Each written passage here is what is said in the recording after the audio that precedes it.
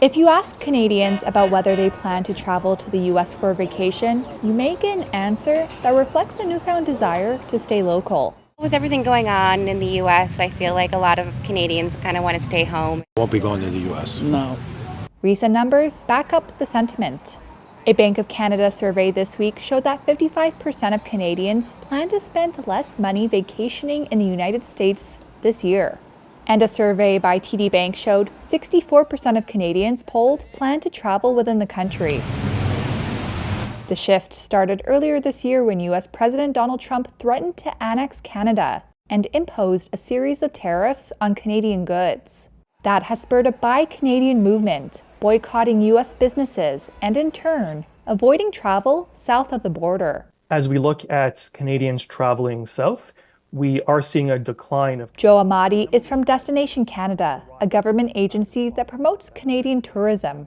We've seen over the course of the first quarter of 2025 a 4% increase in Canadians traveling domestically, taking their hard-earned money and spending it in their own backyards to celebrate and enjoy all the authentic natural beauty that Canada has to offer.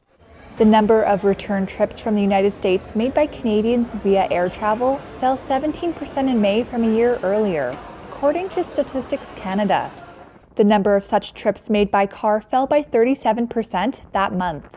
Torontonian Divya Mohan is among those who decided to cross the U.S. off her travel list in favor of destinations in Canada. U.S. was something we had planned for last year, but with the recent changes, the travel advisories, the general climate around travel to the U.S., it just didn't seem like it was the right time for us to go.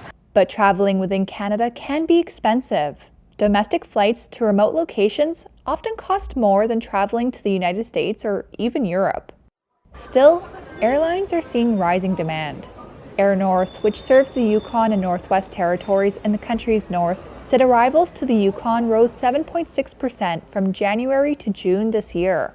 Meanwhile, WestJet suspended 9 routes from Canada and the United States in May, citing lower demand.